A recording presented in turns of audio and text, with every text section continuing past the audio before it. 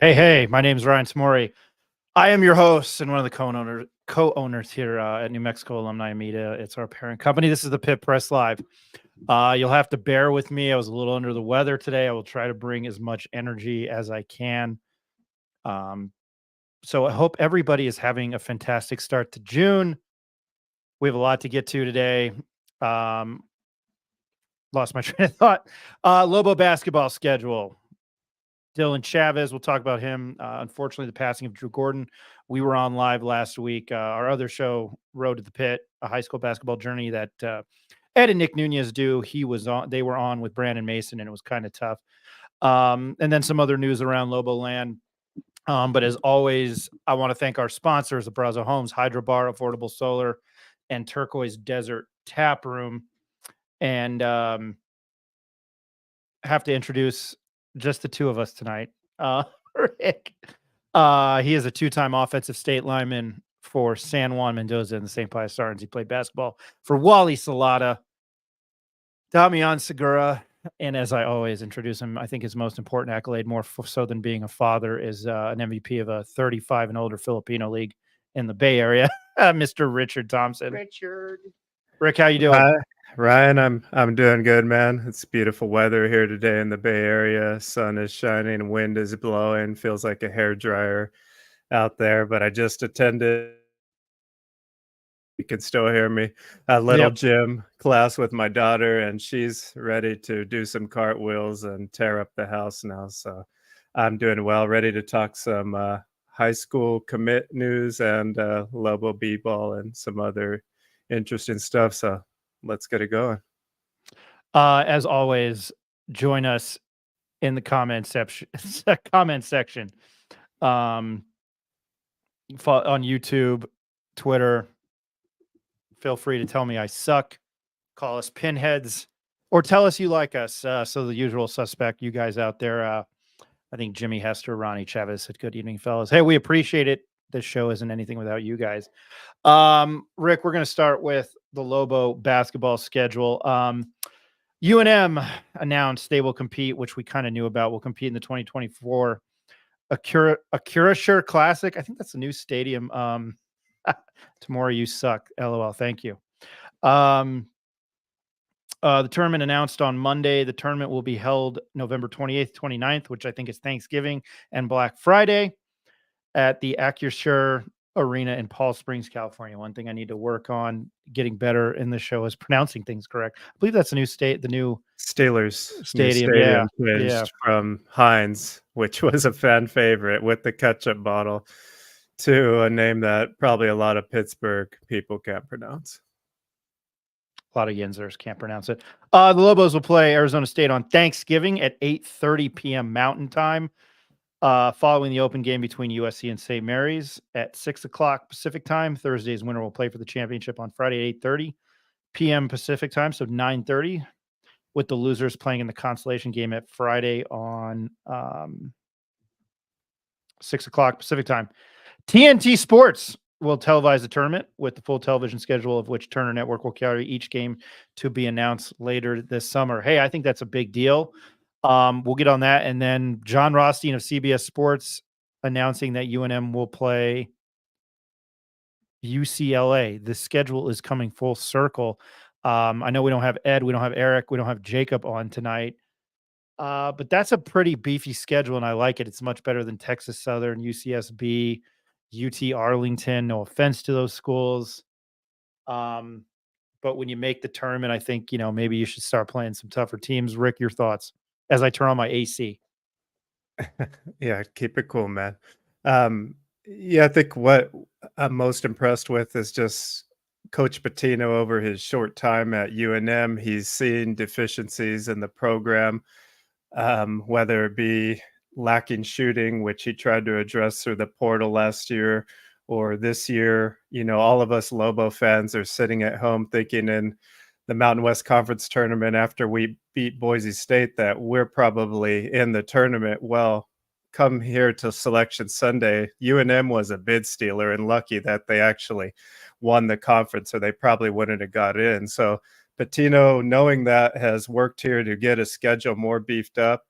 with the likes of St. John's, VCU, now here with Arizona State, and then maybe USC or St. Mary's, and then the addition of UCLA that you mentioned is pretty big as well. So much more notable teams coming up this year, and I think it's just a great job by Pitino to see what happened last year, and even with the great run the Lobos have, they don't want to have to rely on having to win the conference tournament again in the coming years. And I think he's addressing that by making these scheduling changes. What are your thoughts, man?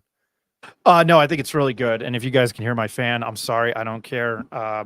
Good. Yeah, my swamp cooler isn't on yet, doing that this week, which seems to suck as well. I think it's really good. You know, you have San Diego State Aztec fans that don't really care that they win the conference anymore because they've played in a national title game recently. They continuously find themselves in the Sweet 16.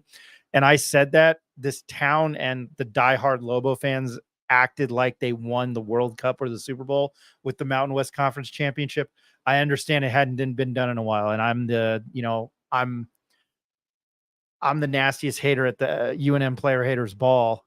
When it comes to certain things like that, it was cool. And as much as shit as I talked, it was so cool to see them on the court with that March Madness logo when they tipped off against Clemson. I think it thoroughly helps them because, as I mentioned, Texas. You know, I'm looking at the schedule this year. It was Texas Southern. They got beat by 14 at St. Mary's, which a game, Rick, a game that you were at.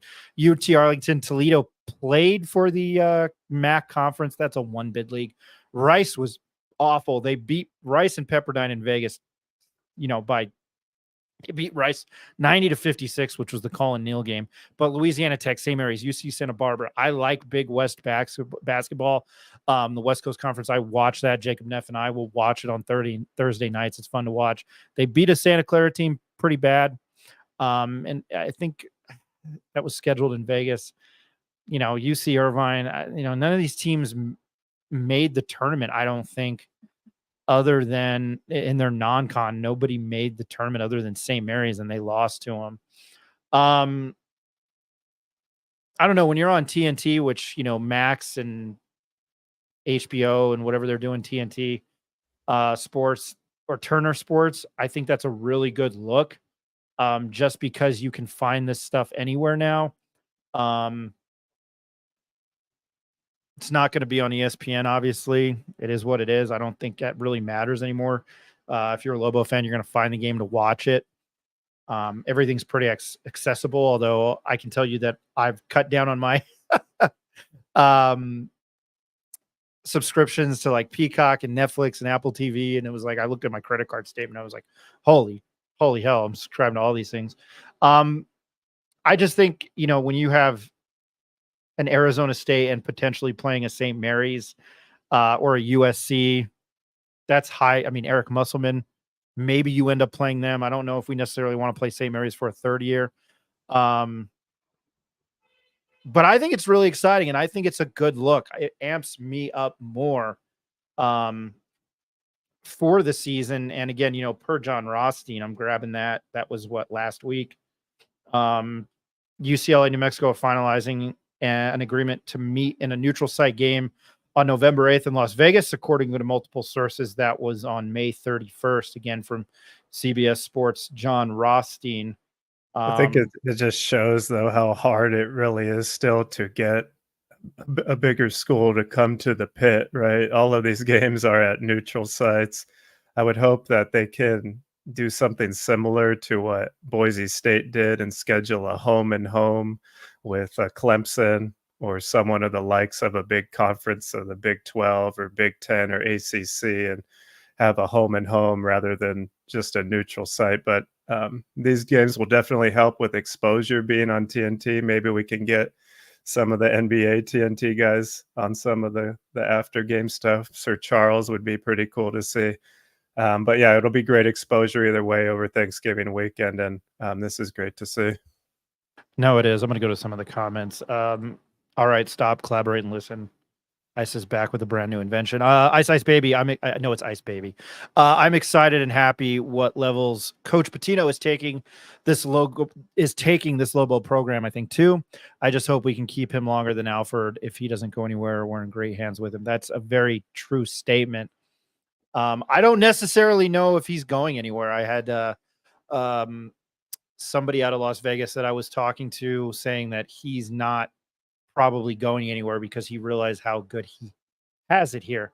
And if you listen to us last Tuesday, which I'm sure those listeners aren't, hey, I'm not for everybody. Let me tell you that. But with it, we were saying JT Top into Texas Tech. Somebody kept saying it was a lateral move. That's not a lateral move. Not when you're going to the Big 12. Not when you're going to one of the best conferences in the country, the premier basketball conference in the country. But this keeps not only UNM relevant, I think it keeps Patino here if he can schedule games like this. Because I reference our buddy Mike Matas all the time, who was a manager under Steve Alford, and he sat in those meetings. He said, and he goes, it's very, very hard to get teams to come here. I think Patino, I don't know the whole story, so allegedly, and I kind of remember this from last year, I think Patino was happy. I think he knows Randy Bennett and is very, very good friends with Randy Bennett at St. Mary's. I'm just going to go with knows him. But I think he was a little upset that they went with 2 years in a row going to St. Mary's. And instead of St. Mary's coming back, and again, they could play them, as I mentioned earlier, they can play them for a third time.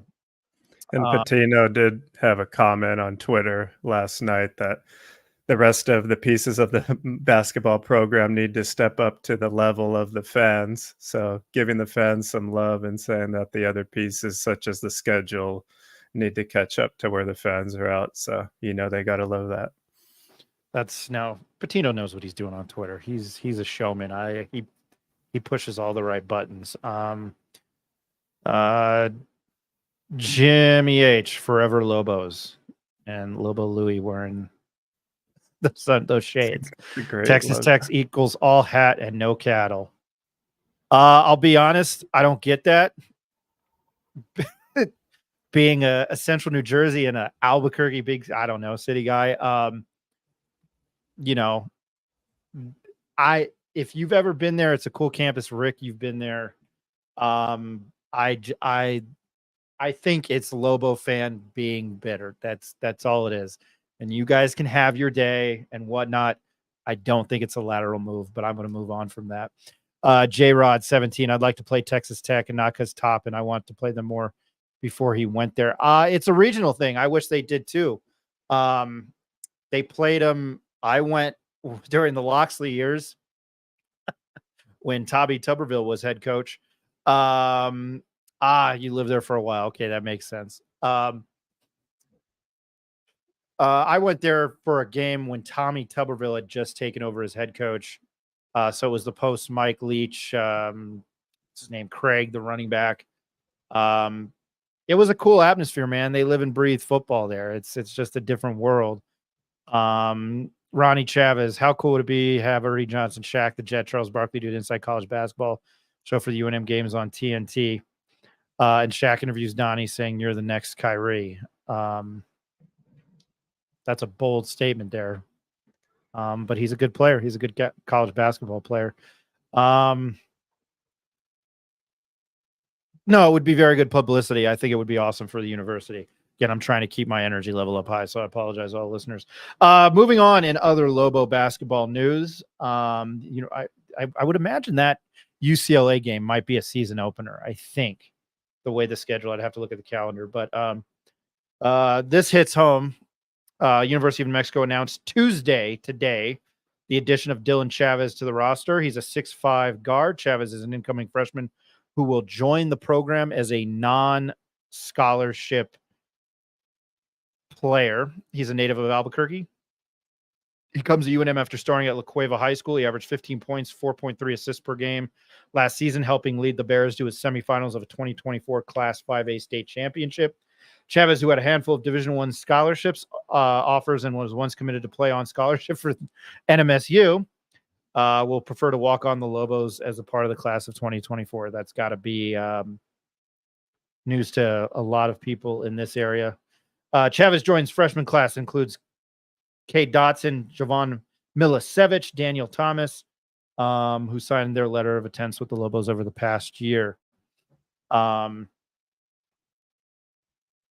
I guess it rounds out the roster. I'm not sure how much playing time he will get.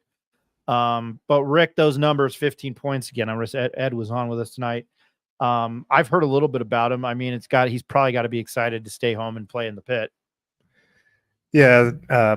Reading Jeff Grammer's article back from October, it sounds like he and his family grew up with season tickets to the Lobo game. So he's very familiar with going to the pit. He was a big fan of Anthony Mathis, and he said if he had to compare his game to any former Lobo, it would be Mathis, the sharpshooter, who transferred here from, can't recall, but he went on to Oregon, I believe, right? So Yeah, it sounds like Chavez is a sharpshooter, 6'5", good size. Like you said, had committed to New Mexico State, but after their coach got canned last year, he decided to reopen his commitment. I was trying to find what other schools had been recruiting him, but I couldn't find it here before the show. So I think he has a chance, to earn a scholarship, much like the walk-on did last year. And I think he could have a chance to contribute down the road. I really think it's cool that there'll be an in-town kid playing or being on the roster, much like Shane Dumas Sanchez last year. I like it when there's local guys on the team. There usually always has been one or two usually on the roster. So I think it's cool, and hopefully he will earn some time over the next few years and stay in the program. No, that would be awesome. Dylan Chavez, Evansville offered Chavez. Oh, that's Eric. Thank you, Eric. Yeah, I don't know. You wouldn't want to go there. Again, Where is that? That is they're in the they're in the Missouri Valley Conference, Evansville, Illinois. I mean, that's got good basketball too. Yeah, Drake and what was Drake and Indiana State this past year. Paul Bonilla, I hope I pronounced your name right. Dylan Chavez could have started at MSU, maybe. Eric said he got offers from Santa Clara too. You make the Anthony Mathis comparison. I just want to get this. He announced today he's doing a basketball camp featuring ABC Prep and the Enchantment. I don't know, just his camp. June 10th is registration, 9 a.m. to 12 p.m. Featuring Brandon Mason, Coach Doris Gary, and Coach Jay Hill. ABC facility, 501 Main Street Northwest. It's grades 3 through 12. So just throwing that out there with the Anthony Mathis camp because you made that comparison. Yeah, no, I'm always cool with the local guys playing here. I think it's good. I don't think you can win without, going out of state. And I think with college basketball being such saturated, I don't know. It's a cool thing, but I'm glad he's staying home. And for once, maybe I'll put my UNM fandom hat on. I'm glad he's not going to New Mexico State. So I think that's a pretty cool thing. I don't know, man. I think years ago during our era, there was a great Metro player from Valley High School named Josh Jenkins. Yep. And he was a standout in the city, and I always hoped that he would go to the Lobos, and he ended up going to New Mexico State and playing really well there. So yeah, there have been a few guys that have had to choose between the two over the years, and it's always fun to see who they pick. Mark Cisneros wishing Dylan Chavez the best and hopefully improves every year, potentially gets some minutes and a scholarship. I want to throw some love to our sponsorships. We're going to take a quick commercial break, and we are going to touch on Drew Gordon and that tragedy. My name is Ryan Tamori. This is the Pit Press Live. I'm joined by Rick Thompson, and we will be right back after this quick commercial break.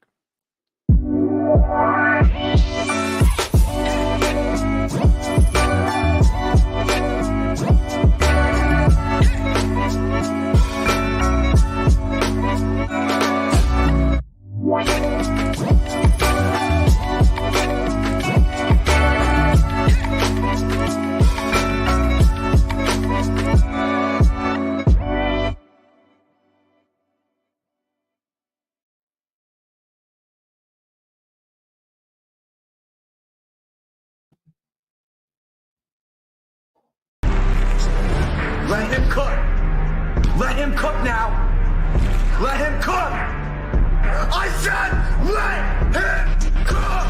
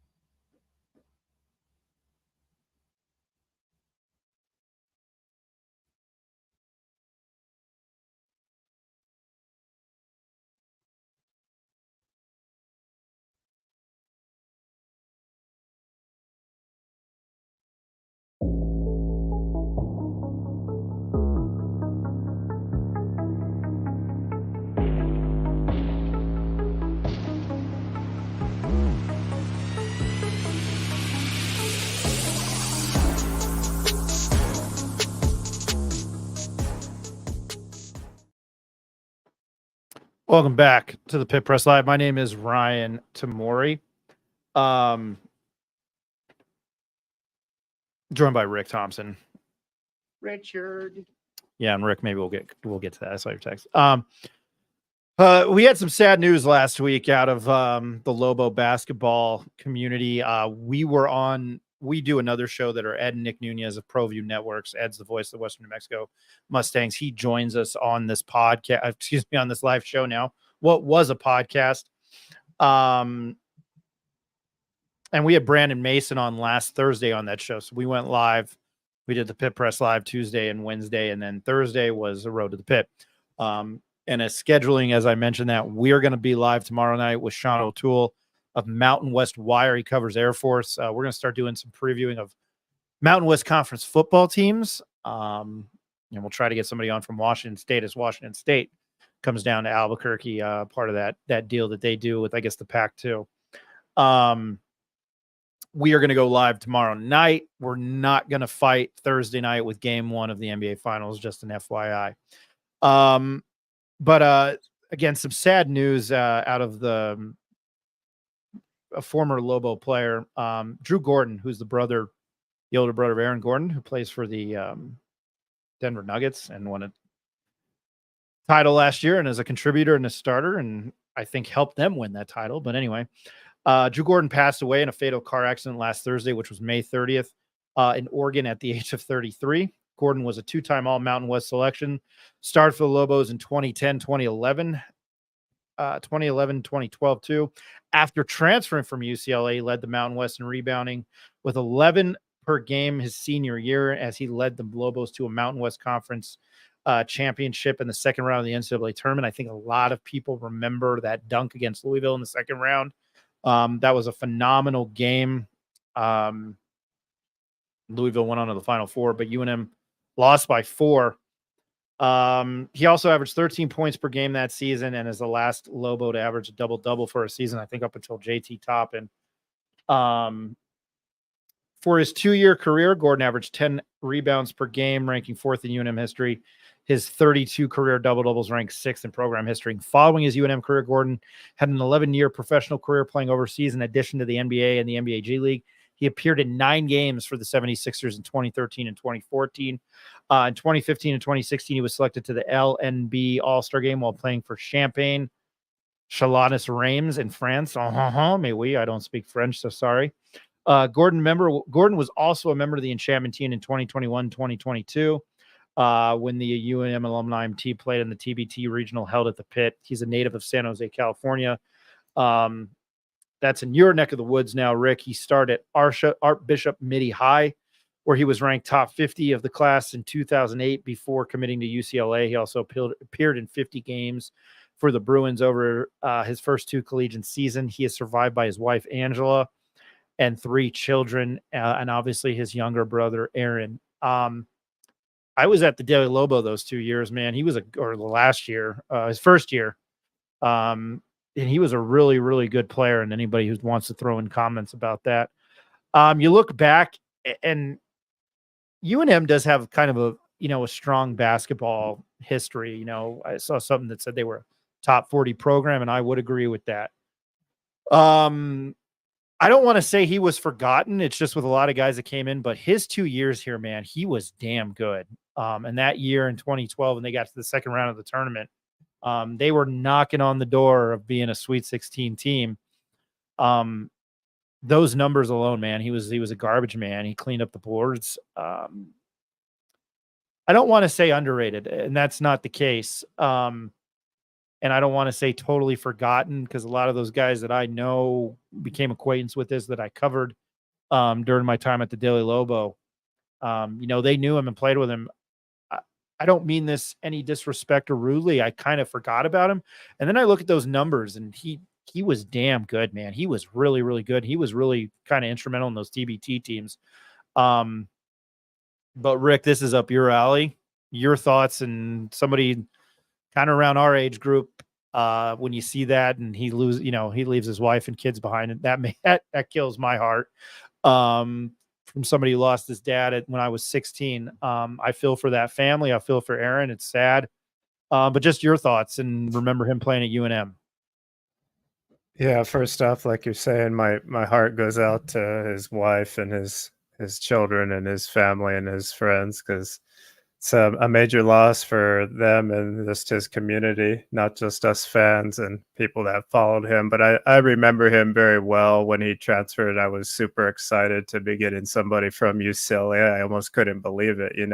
We had Giddens and All-American, and then we're getting someone of his stature. And he was just a force on the court, man. He would box guys out of bounds, always there for the rebound, the putback dunk. He was able to shoot the jumper a little bit, and even would take the occasional three, not to the coach's delight, but he did make a few. And I was able, actually, I saw him at a few parties. I was just a few years older, and he just had a great energy about him. People flocked to him, and never, had anything bad to say to anyone. So the short interactions I saw him off the court were great. He was a force on the court, obviously a great professional to play 10 years overseas. I do remember his time in the G League and his short stint on the 76ers.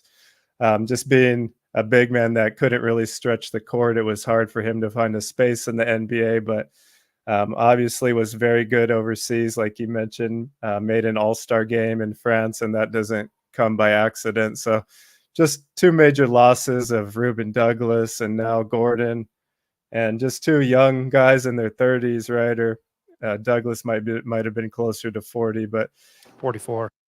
Just really, really hurts, man. And it just can't stop thinking about his kids. I believe one of them even plays there under Coach Mason at ABC Prep. So I just hope the community finds a way to support them and give back to the family in this time. It's a big loss, and he was a great, great player that I won't forget either.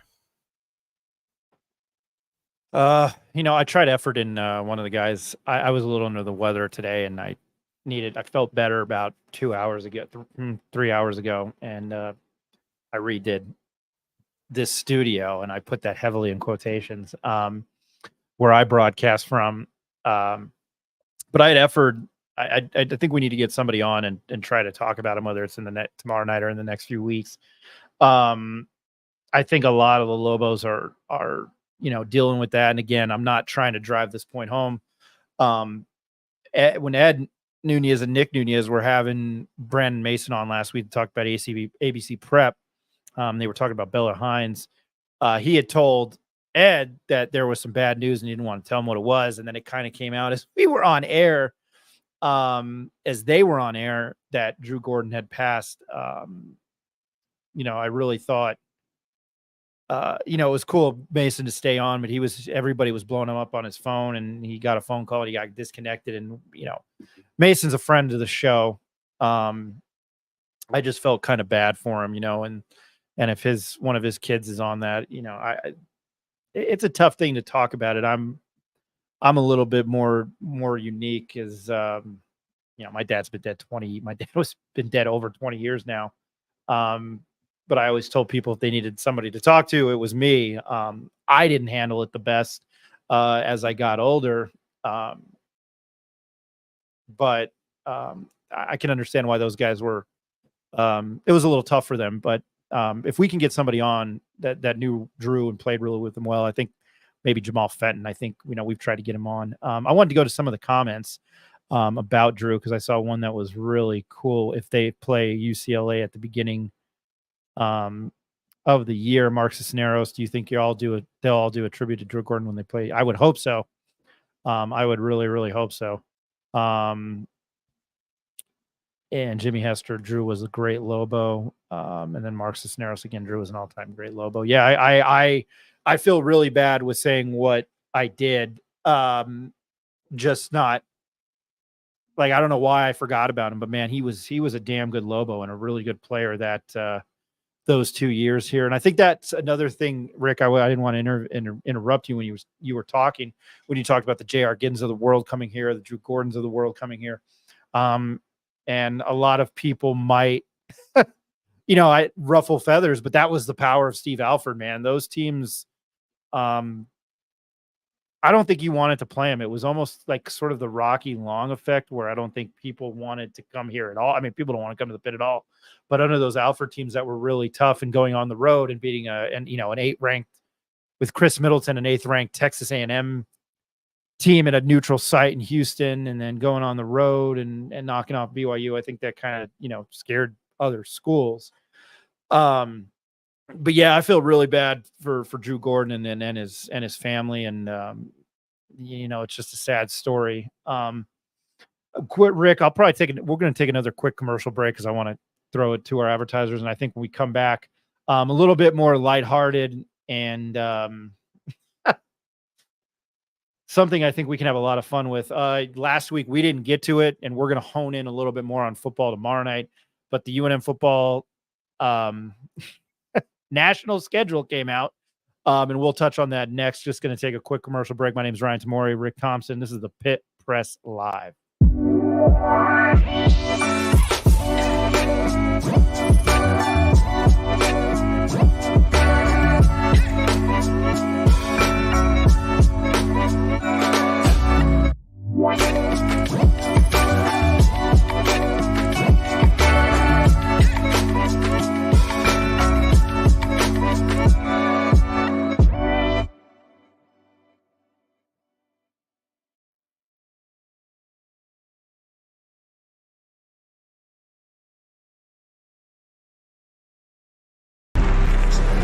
Let him cook.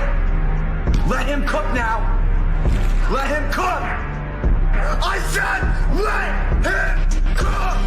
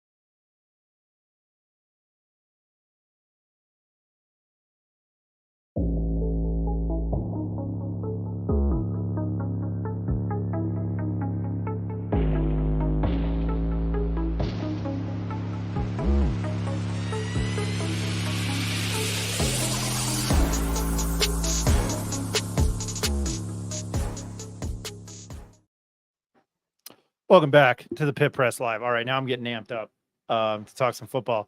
Rick, we didn't even mention it. Cam Dyer, the La Cueva quarterback, has committed to ASU. Well, he will probably play or will play wideout. I don't know if you can bring up those highlights. I'm not trying to put you on the spot there. But let me download that first. A fantastic live show. James Yodis of the Albuquerque Journal tweeting out earlier. Cam Dyer makes official what we probably suspected. The La Cueva quarterback has committed to Arizona State, where he will play wide receiver. His top 4, he said, were UTEP, Houston, University of Texas, San Antonio, and Arizona State. Houston replaced Utah in his top 4. I believe he announced it with Van Tate on KRQE.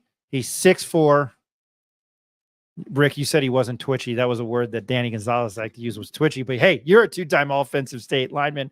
Your Don't quote me on that. your thoughts on what you see of those highlights of him.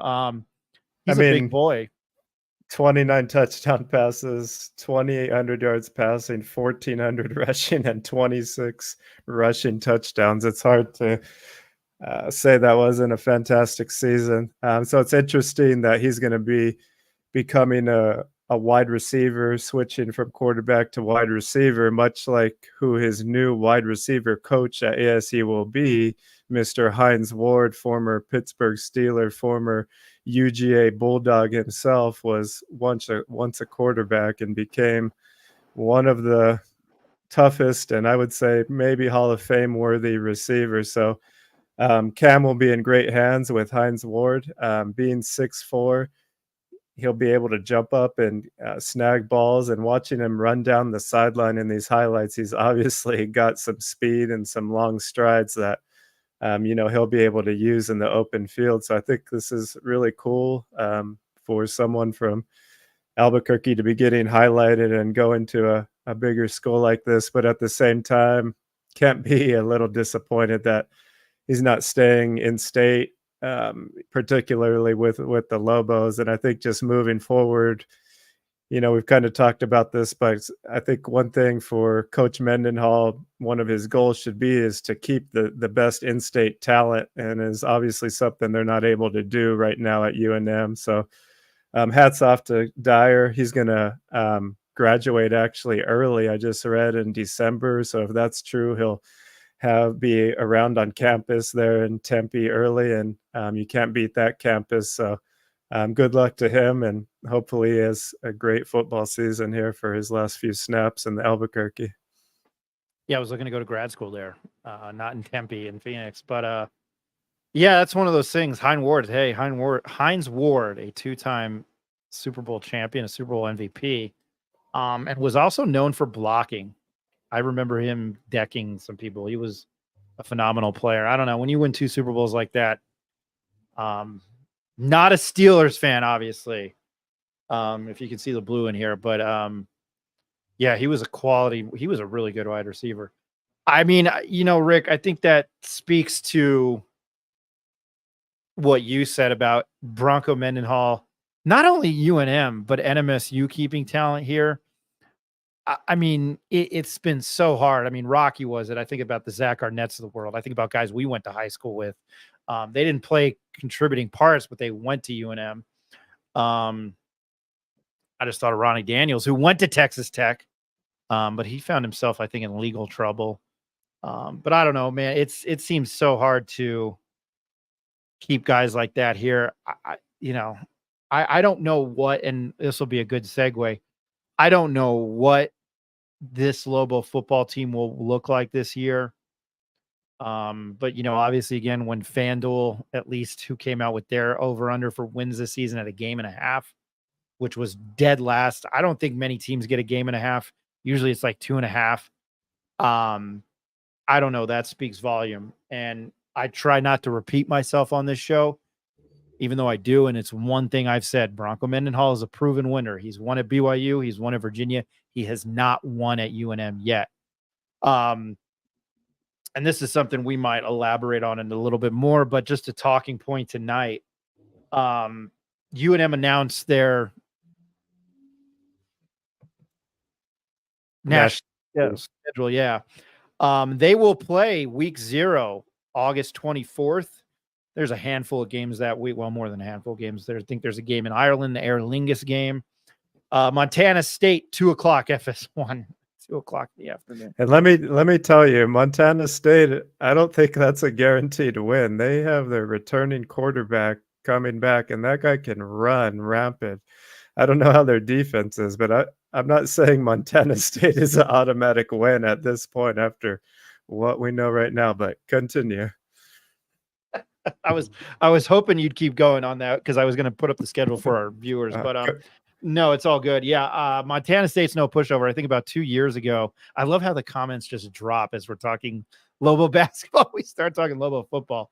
I think they were in I know that College Game Day was at Montana State.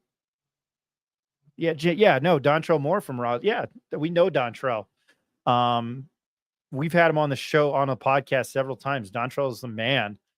He did choose to go here. I think that was just what Rocky was building. And he was on at least some practice squads in the NFL. Yeah, it was a good thing. That's another conversation for another time. Saturday, August 31st, which is week 1. Arizona's probably going to be ranked. I love how I froze and looked at myself there. I look like an idiot. 8:30 on ESPN. 2 weeks later at Auburn. ESPN2 and ESPNU. That kickoff's 5:30. September 28th at NMSU. That is on ESPN Plus. San Diego State on November 8th, FS1, 8:30 p.m. And then Saturday, November 16th, no time announced, when Washington State heads to town. That game is on Fox. Washington State beat Wisconsin to start the year last year. Rick, your thoughts when you see that? It's good that they're on national TV. Yeah, that's great. I mean, that they're going to be getting that type of exposure. It's just a tough slate. I think Arizona, I saw yesterday, they're given a small percentage chance, maybe 1 or 2% chance to actually make the playoff this year. And obviously traveling to Auburn, that'll be on ESPN2. New Mexico State game will be on ESPN Plus, and later in the year, we got Washington State at the end of the year on TV. So it doesn't really get any easier throughout the year. I've tried to pick out some potential wins for the Lobos, but without seeing the product on the field yet, I think it's hard to say. And like I mentioned last week, I think all we can really hope for is a disciplined team that's not getting a ton of penalties and is able to at least get first downs and move the ball. And I think opening up with a team like Montana State at least will give us a view of like a measuring stick of where they're really going to be at this year, hopefully, before they have to go get smashed by Arizona, because we won't really learn much from that game, I don't think. So that first game will really tell us a lot. Montana State runs the read option, only pass the ball maybe 15 to 20 times a game, and the quarterback really does a good job of that fake to the running back. You don't know if he has it or not, so it's going to be crucial for the Lobos to know their assignments leading up to that opening game. But I didn't expect that many games to be on national TV. You have any other thoughts on it, man? U of A, the quarterback Fafita, he stayed there. Brent Brennan is the head coach. He comes from San Jose State. As I look this up, did I spell Arizona wrong? Wow. Anyway, great. Again, great show. Brett Brennan came from San Jose State. He was a great guy to meet. Awesome guy. And people don't forget, just kind of a side note, Noah Fafita is coming back there. He was awesome. This is a team that won the Alamo Bowl last year, and was really, really tough to beat. I think they gave Washington a hard time. They lost to Mississippi State in overtime, but they destroyed Oklahoma in the Alamo Bowl. They went 1, 2, 3, 4, 5, 6. They won. Beat Washington State 44-6. Beat Colorado 1, 2, 3, 4, 5, 6. They won 6. They won 6 in a row to end the season. Yeah, they had a better defense than I think people thought. But Danny Gonzalez is now the special teams coach there, so I don't know if it's a revenge game for him. He still loves his alma mater, if you ask him that. And we mentioned, we kind of thought he got the short end of the stick here, at least this year. I think beating Utah State would have changed some things. I didn't answer the question there, though. I mean, when I look at it, oh man, it's one thing to go on national TV, and I think it's one thing to go on and Bronco Mendenhall didn't have anything to do with the schedule. But it's one thing that, they went on to, they were on ESPN primetime, ESPN last year. And Ja'Cory Krosky Merritt, I think the game was 17-7 or 14-7. That was exciting. The game kind of went south from there as the Texas A&M exploited what was the Lobos' biggest problem with the secondary last year. But man, when I look at this schedule, I mean, Montana State, Arizona, Auburn, Fresno State, at New Mexico State, Air Force, Utah State, Colorado State, Wyoming, San Diego State, Washington State, at Hawaii. I mean, I look at it, and it's one hard. thing we haven't discussed yet over the past week is, speaking of Bill, Ja'Cory Krosky Merritt, he will be on Arizona's roster after all, not Ole Miss, as of last week. He's back at Arizona I now, didn't know so that. he will get to run against the Lobos. I'm at a loss for words. Got a couple comments. Brutal schedule. It's a brutal schedule, man. At least they don't have Boise, right? They could have had it worse.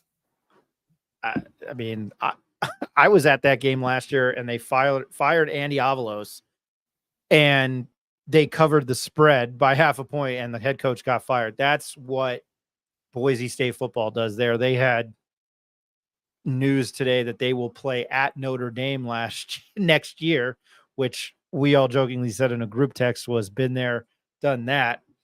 And I think UNM got shellacked. Yes. Like 66-14 on September 14th of 2019. I had just moved back. It's a brutal schedule, and we're going to start talking about it more. Especially as we get closer to NCAA football coming out and the season coming around.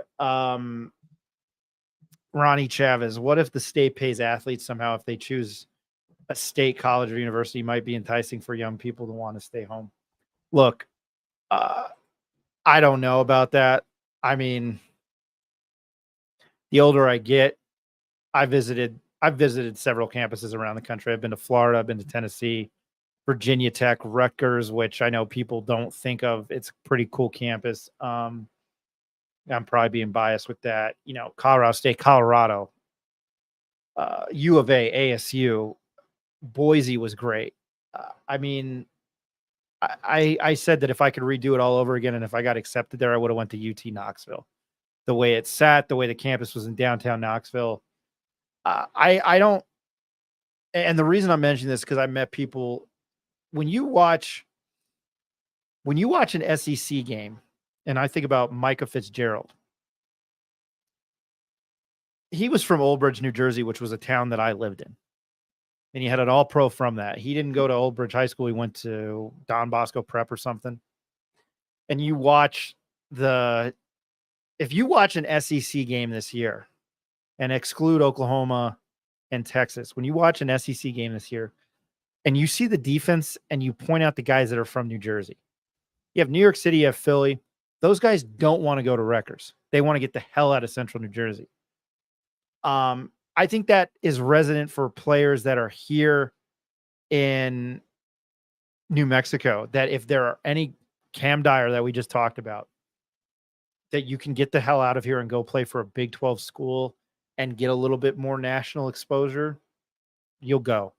I don't think there's anything that can, I mean, even money, you could probably go get it elsewhere that would give you incentive to stay. Or go play elsewhere. I get the Pit. We got, lambasted for what we were talking about with the Pit 2 weeks ago. It's a fine arena. It's a top 10 arena in the nation, I think. I just think people want to go elsewhere. Rick, I don't know if I'm rambling there. I just think it's hard. It doesn't matter where you are. It's hard to get people to stay where they are. I think it's because you grew up there and you're like, I'd rather go somewhere else and, have another opportunity. I don't know. That's how I feel.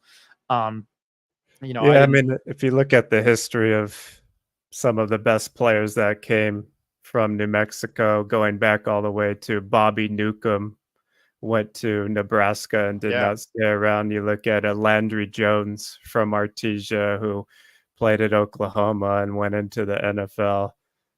Zach Gentry, right, went to Texas and moved on. So I mean, it seems like that if you're at that level and you're getting offers from those big conferences, no one can argue that it's in their best decision to probably take those offers. But in this day of NIL, there might be some kids that decide to stay here if the money is close to what they're getting somewhere else. Um, so we'll see, especially with the way that NIL is shaping out now, if the Lobos are able to even put up more of a fight in the world of spending now. So you can't blame these kids. I think it'll continue to happen. We've seen it happen for all of history of the top kids leaving Albuquerque, and the Kenny Thomases, the guys that do stay around and play here, are probably going to be few and far between moving forward, in my eyes. We were talking about players that played here, and I'm going to post this. Ronnie Chavez, Mahoric, Nick Spiegel. Nick Spiegel played for the Browns, was like a special team for like 6 or 7 years. Dontrell Moore was on the practice squad for the Titans and the Jets.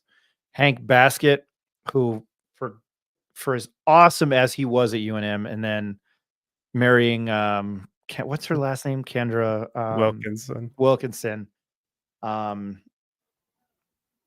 Was phenomenal, but to me it was like the most UNM thing ever when he botched the onside kick, which was codenamed ambush by Sean Payton in Super Bowl 44 with the Saints and the Colts.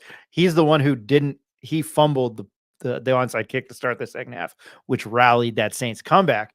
Eric and Ryan Cook. Ryan Cook had a long, fantastic NFL career with the Vikings and the Cowboys. Brian Urlacher, you don't have to say anything about him. Rodney Ferguson, I think, went and played for the Titans too. Jared Baxter played for the Texans. We had him on the show when Bronco Mendenhall was hired. DJ Renteria was a phenomenal defensive end. I think Ian Clark, who we had on the show as well, he's boys with Ed. We've talked to him 2 or 3 times. He was on when we had Mendenhall on, or when Mendenhall got hired. Pending probably not injuries, was probably an NFL type player. He was a phenomenal punt returner. There were many, many more. Yeah, I agree with you. There were guys under the Rocky years that were studs. That just, I don't know, I lost my train of thought there. I was reading a comment, but I don't know what's happened. And I hate to go back to the Loxley thing. I just think that completely killed the program. It was a program killing hire. And in hindsight, you didn't know that. I just think it was a bad fit in a bad situation. I'm not blaming Mike Loxley. Maybe how he approached this job. But we've talked to, I know somebody that went to Maryland, and they will take winning a bowl game at 7-6 or 8-5 every single year, which I think is something we need to kind of embrace at UNM. I think a 6-6 season and winning the New Mexico Bowl, I don't know, my catapult things. Rick, you had mentioned, fine, like paying attention to minute details. That's what Sean Ryder's been writing a lot at the Albuquerque Journal about the Lobo football team, is that they are paying attention to close detail. And I'm sort of wondering, they might not be the most talented team next year, but I'm wondering if they're going to give team fits. They might not win all the games that they might be in. I'm just wondering if they might be better than advertised because of the type of coach that Bronco Mendenhall is. I'm going to piggyback that off you because I saw this. Yeah, the football stadium could be renovated into a nice parking garage for the pit. LOL, JK. I said that before the Bronco Mendenhall hire, was just demolish everything in regards to the football program, build a new stadium. Obviously, they can't do that. JJ Buck and Jeff Symbieta had talked about that on the opening drive one day. And Jeff kind of was like, well, where would the football team play at? Isotopes Park or Milne? Or Milne or Wilson? I mean, at that point, they'd probably be better off playing at Milne or Wilson, but I just think the whole thing, and for as good as the pit looks, and as good as like the north end zone look, you walk in, the stadium's not a dump. No, and one thing, and I don't know if you can stop me if I've already talked about this on here, is one thing I think they need to start doing is having all the high school football championships there at University Stadium like they do at the Pit for basketball. Have a whole weekend or 3 days, schedule out 2 or 3 championship games a day, fill the stadium from people around the state and make it an event like they do at the Pit for the high school boys tournament. I would love to see something like that for football. And I think that would help kids in the state want to play at the University of New Mexico in college. If they get that experience playing on the field, they see the stadium full, they see the Lobo coaches there, watching the games. I think that would go a long way. And also the money that could be made off of it for whoever's running it, right? So the NMAA should take my advice, I think, because the way that, and I don't know if schools travel like this anymore, but in my junior year, I was on an undefeated St. Pius team, and we were 11-0. And even though we had the better record than Artesia at the time, who we were matched up in the semifinal, we had to travel all the way to Artesia because the previous game between the two schools had been in Albuquerque at St. Pius. And while I understand the logistical hurdles of living in a huge ass state like New Mexico, I don't think it's wrong to give a team that's I think it's wrong to give a team that's undefeated a 5-hour road trip to go sleep in a hotel with 4 or 5 other dudes and then go expect to play a football game the next day, right? While Artesia has a JV locker room that's better than any locker room in Albuquerque for the varsity. I can guarantee you that. So I think this would just cut down on where the travel is, and teams would know where they're going every year. And I think that would really help recruiting at UNM as well moving forward. I've always wondered, I said that wrong. I've always wondered why they have never alternated. And Ronnie, you brought that up, Ronnie Chavez. I have never understood why they have never alternated games between Aggie Memorial and University Stadium. I've never understood that. I think it's cool to do a neutral for that just because you can bring everybody together. I mean, these are games I would like to go to. I went to Cleveland and Rio Rancho 2 years ago when it was at Cleveland, and it was a fucking nightmare at that stadium. They were not prepared. People were waiting in lines for concessions for the entire game. I mean, I'm not going to go to anything like that again, right? Especially a championship game where I can't watch a majority of it. I don't know if any listeners were there at that game. It was absolutely terrible experience. It was so packed, and getting out of there was a nightmare. I think playing at Aggie Memorial, or having this, keep the, do what the NFL does. Keep the everything but the championship games. I don't know, maybe split them up 2 to 3 at Aggie Memorial on a Saturday and then the same at University Stadium. I think that's a phenomenal idea. I don't know why they've never done that. And, I know there's the Field of Dreams. I know, what is it? The Bulldog Bowl. I went to Roswell, and that was awesome. I think our junior year when we lost to Roswell, or was it our senior? Which year? We did not lose to Roswell. You can tell. Yeah, you guys are. Where the hell did we go? I forgot. I remember going to Silver City our senior year, and a friend of ours flipped off, got into it with the Silver City crowd. Was it Artesia? Yeah, it was Artesia. I ate at a Red Lobster in Roswell. It was not Roswell. Yeah, it was Artesia. You guys should have JP Muriet on the podcast I know JP. Yeah. Eric sent me this. Good suggestion, Rick. However, UNM charges the NMAA $25,000 per day to rent the Pit. How much would it cost to rent University Stadium? I did not know that. I mean, I'd have to verify that. I mean, I trust you, Eric. But so what is it? Thursday, Friday, Saturday. So that's $75,000. No way it would. Who knows how much revenue they're making, right? So Right. either way, should be explored. I mean, isn't the NMAA making? They're probably making ticket profit, and UNM's making concession profit. J Rod 17 at the small school level, we love the possibility of having a home state championship game. We had one here in Tucumcari in 2002. Was the best. I'm not Yeah, taking away from that. I can see that as well. I've heard people talk about how stupid that rule is that the NMA has, where it alternates like the RT. I don't know if you go 11-0 and you got to go to 10-1 Artesia. That's stupid. I mean, don't get me wrong, it was amazing to play in the Bulldog Bowl at Artesia, an experience I won't forget. It's probably, I don't know, has to be one of the bigger high school stadiums in the state, but definitely a tough one to swallow. But I could see the smaller towns really appreciating, seeing their school, especially if they're not a school like in Artesia that wins the state championship every year. So I could see it either way. But I think for the sake of the Lobos recruiting, it would be cool to have it all in one space and the sake of New Mexico State. But we shall see. It would help both of them. Just some quick hit around Lobo Land. 5 Lobos. This came out today for baseball. 5 Lobos named to the CSC Academic All District Baseball Team, the College Sports Communicators.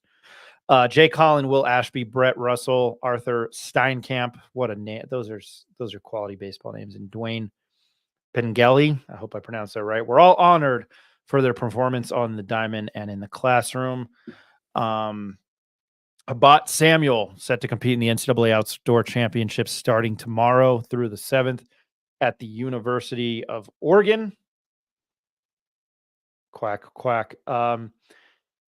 Finishing touches on one of the most dominant debuts. Oh, that's what you would go Lobos at. 102nd NCAA Outdoor Championships this week at Hayward Field, where he'll compete in the 10,000 meter final on Wednesday and the 5,000 meter final on Friday. We will keep you updated on that. Man, that's a lot.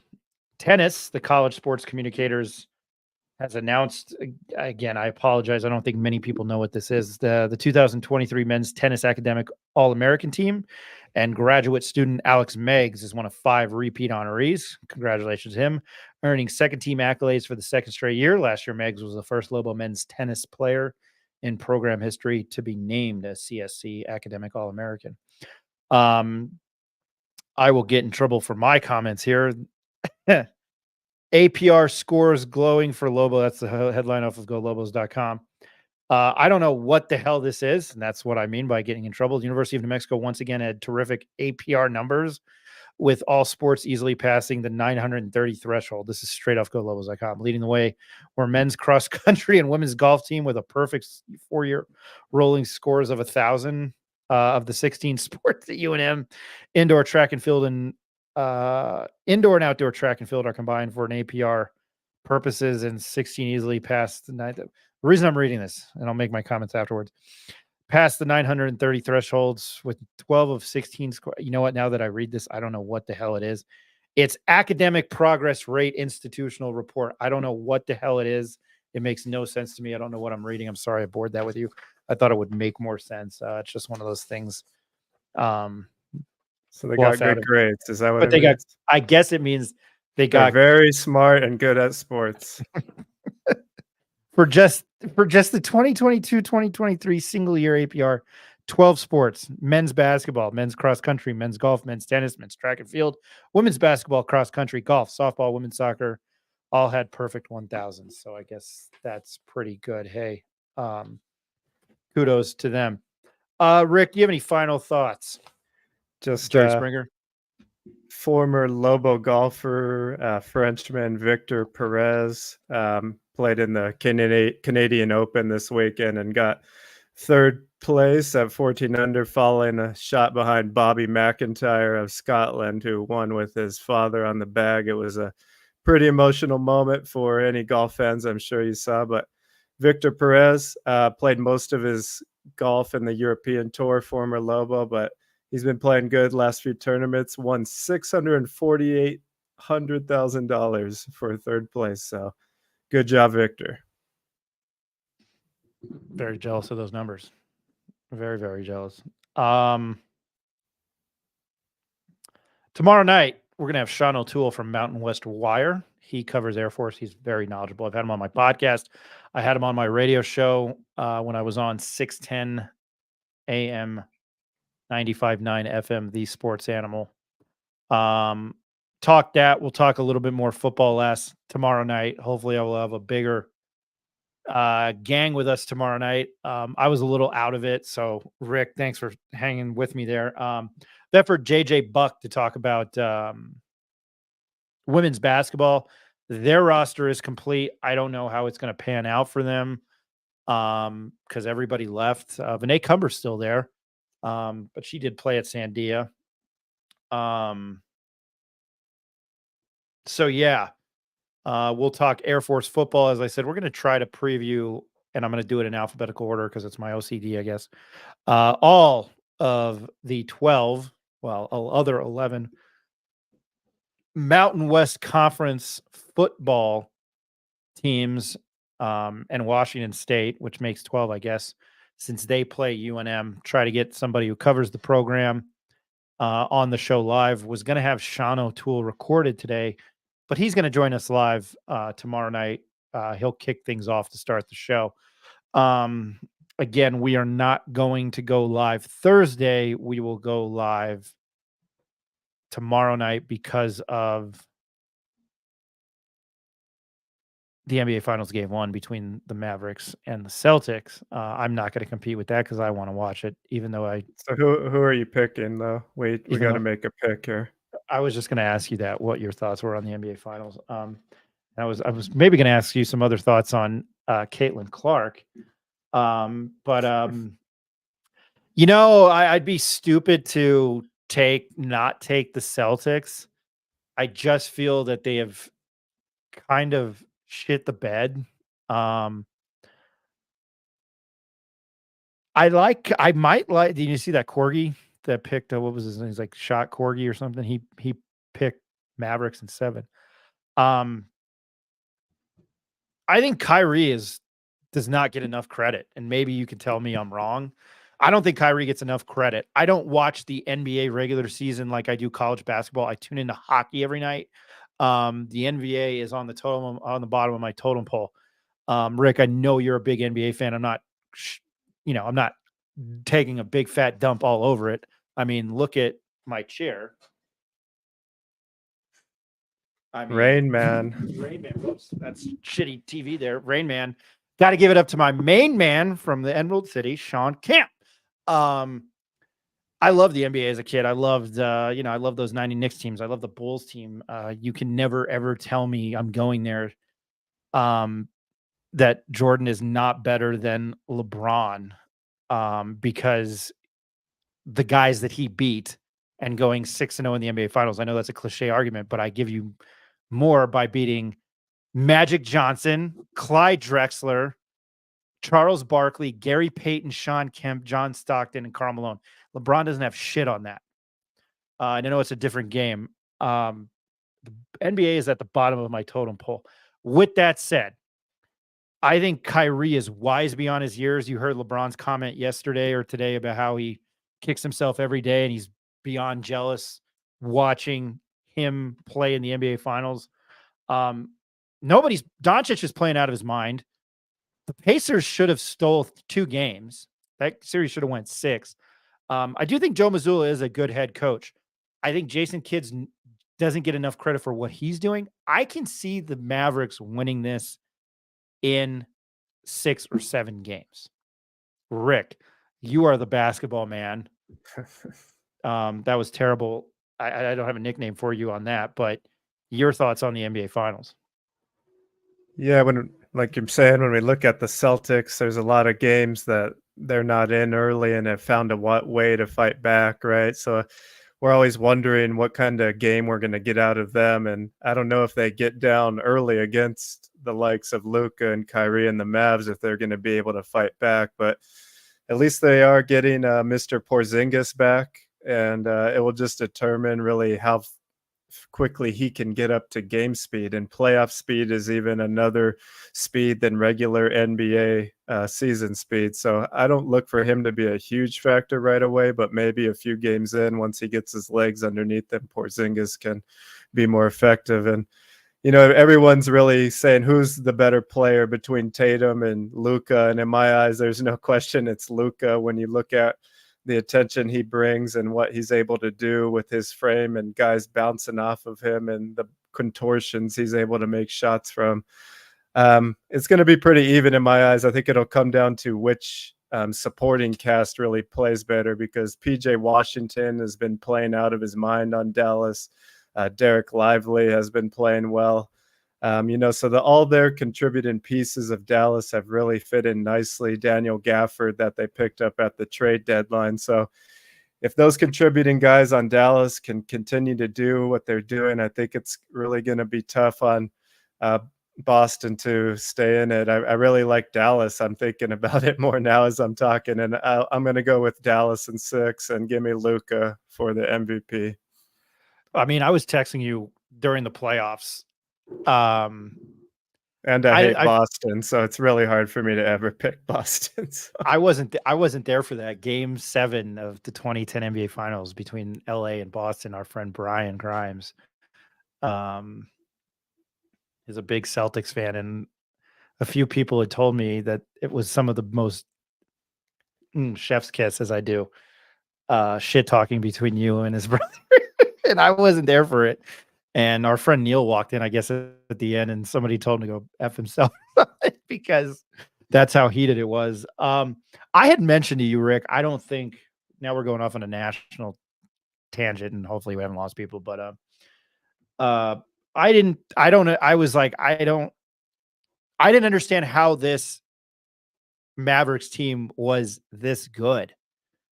But Kyrie is playing incredibly unselfish. Doncic is Doncic. But the trade that they made, like PJ Washington was a Hornet, right? Like he had been forgotten. Gafford, Derek Lively's a rookie. I just feel like they shouldn't be that good. And you had mentioned to me matchups because I thought Minnesota was going to wax the floor with them. And I thought this was going to be the changing of the guard with what they were doing in Minnesota. But Rudy Gobert is, for what he brings defensively, can't make a shot if he's around the rim. He sucks. He made a fadeaway in one game. I don't know how the hell he did that. But yeah, I like the Mavericks, man. I still don't figure out how they're doing it. It's just one of those things. I do not get it. It's coaching and matchups, like you told me. Lobos picked up a great golf recruit yesterday in Wyatt Province. According to Jimmy H, I'll have to look it up. NCAA Division II individual champion by 5 shots with a record 201. Division II Phil Mickelson Award. National Freshman of the Year, first team All-American. That's nice. I did see that. I believe he's from somewhere in Texas. We'll follow up, and thanks for mentioning that. Yeah, we'll look into that. Kind of sticking on the national stuff and professional stuff. NHL Finals. By the way, it's the Stanley Cup Final, not the Stanley Cup Finals. It is the Stanley Cup Final. I'm picky about that. Yeah, they are like 2,500 miles away, 2,541 miles away between Edmonton and Sunrise, essentially Miami, Florida, Sunrise, Florida. Who cares? I don't, I get that sucks, but they're professionals. They do it all year long. I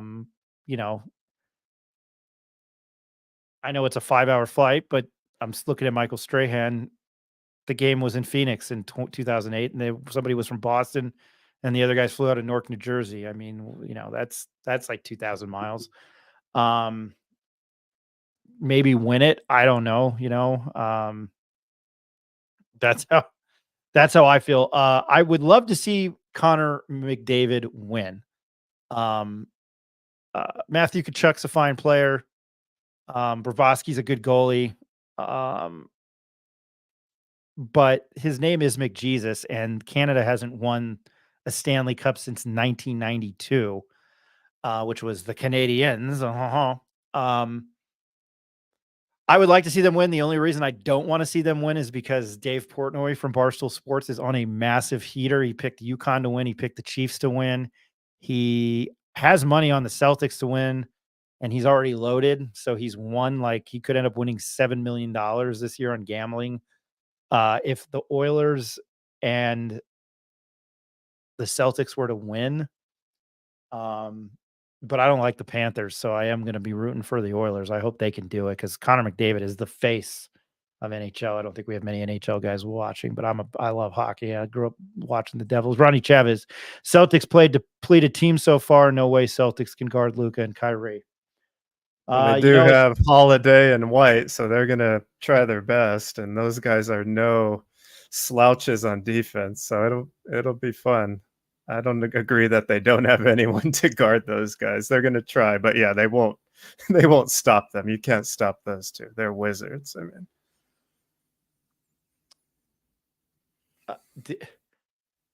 the Derek White trade, what was it, like 2 years ago? People were criticizing Brad Stevens for doing that. I don't know. He's their third best. I mean, I know Drew Holiday's been there, done that, and he's a phenomenal point guard, and you have Kristaps Porzingis, but I think you could make an argument that Derek White might be their third best player, or am I eating a big bag of shit?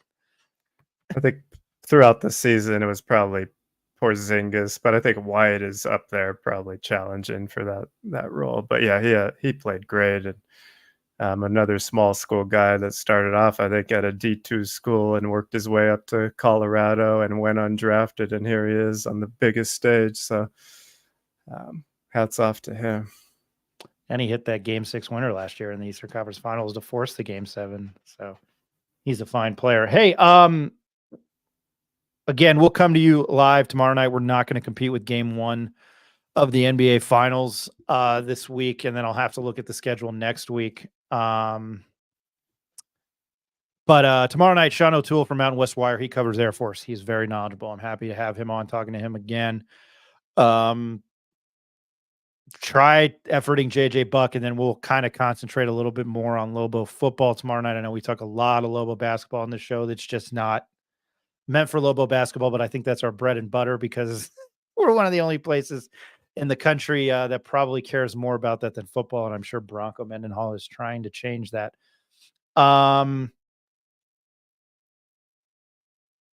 Rick, I lost my train of thought. Damn it.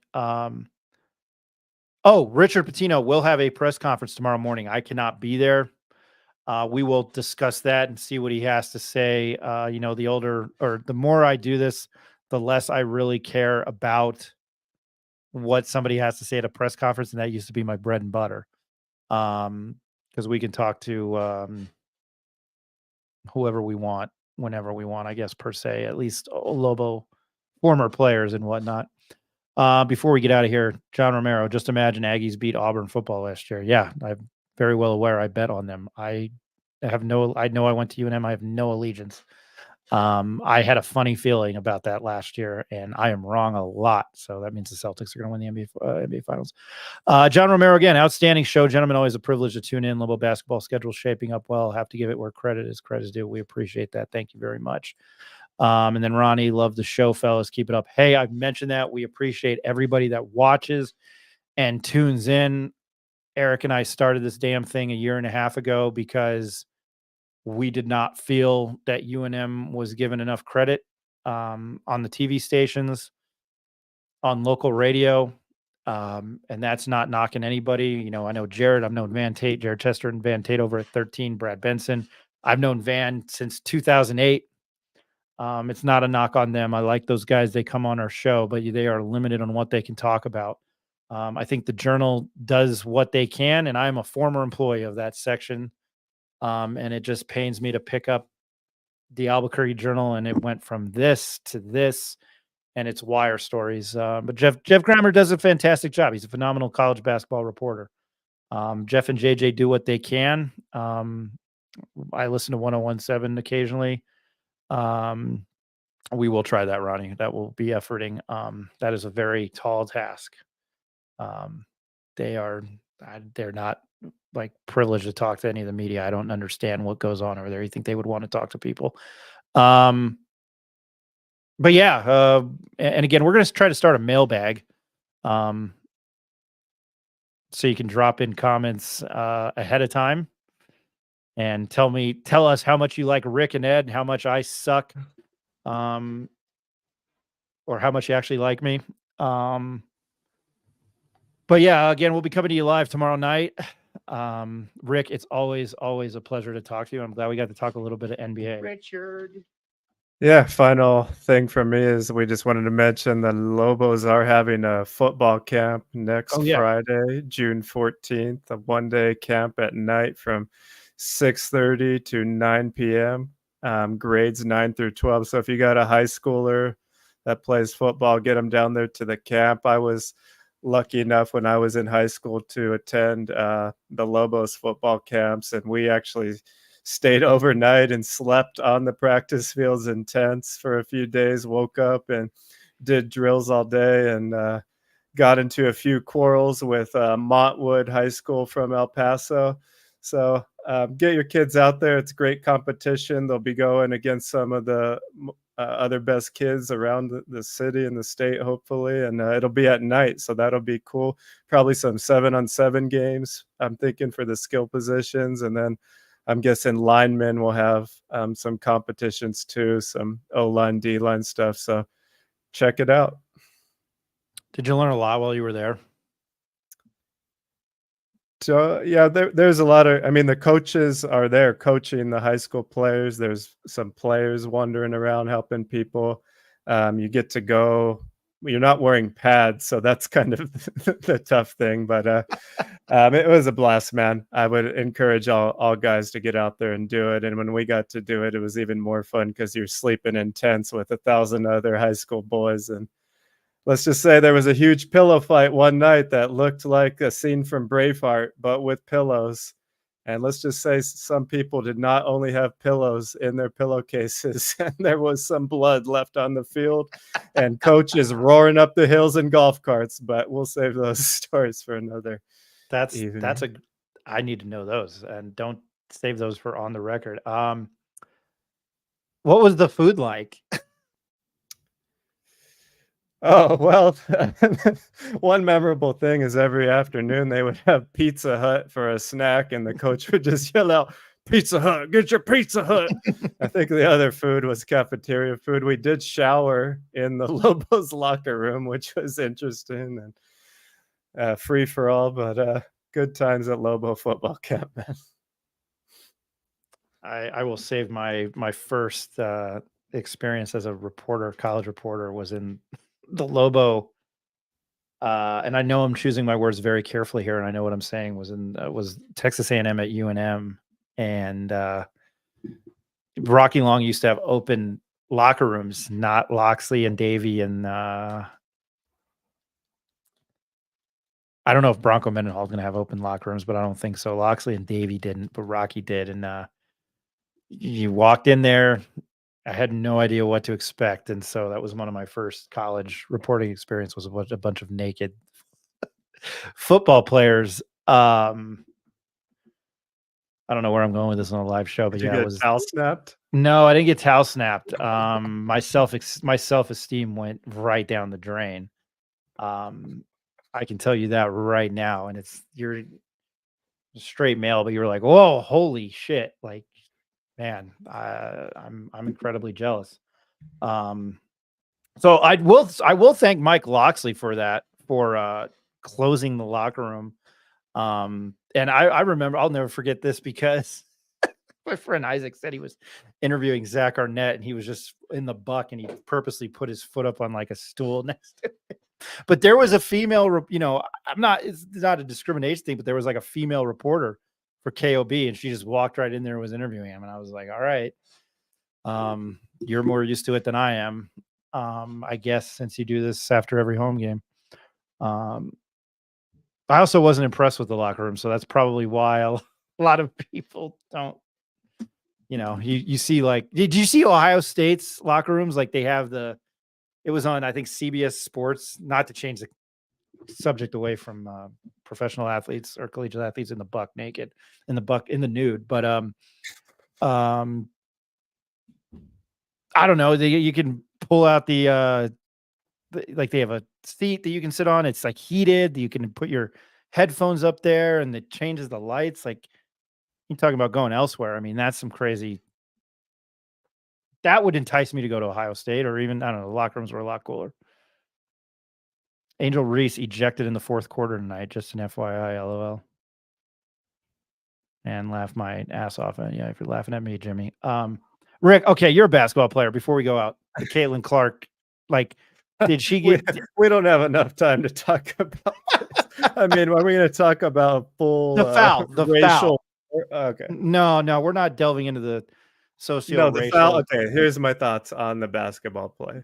Yeah. It was. I have no problem with Shanae Kennedy, I believe her name is, making that play. And I think Clark actually flopped a little bit. That's why her teammates didn't really help her up. But there have been other cases this year where she's got thrown on the ground, or they're calling ticky-tack fouls against Clark looking for a reason, it seems, to referee her differently than others. So I don't think it's only the players. I think the referees are also treating her differently. It's nothing I didn't expect. I think she is targeted, obviously, by some of these players, but I don't think it's crossed the line of dirty play yet. It's just harder than normal, and she's the target, unfortunately, of those, and she's going to be. And I think it's just going to be harder for her to adjust to the game as quickly as some of the phenoms we've seen on the men's side, such as a LeBron or a Wemby, because they came into the league and they're already physically ready to go. A Caitlin Clark is a little bit undersized and not as physical as these women, and she's going to have to find her spots, I think, much like a Steph Curry, and figure out where she can be effective, because right now she's turning over the ball 7 or 8 times a game, right? And that could be with the way she's being defended, but she's definitely getting some extra attention from the players and the refs. And the other thing that's really been unfair is the Indiana Fever have played 11 games in the first 20 days of the season, where you compare that to the Las Vegas reigning champs have only played 6 games. So I understand the WNBA is trying to put Clark on TV every night and bump their numbers up, and all her games have been the top rated, but they're going to kill this lady. I mean, 11 games in 20 days. She just finished March Madness last month, and now she's getting run over every night. I mean, they need to protect her. That's either the coach or the players need to do something to help her a little bit, because she might not make it through the season at this point.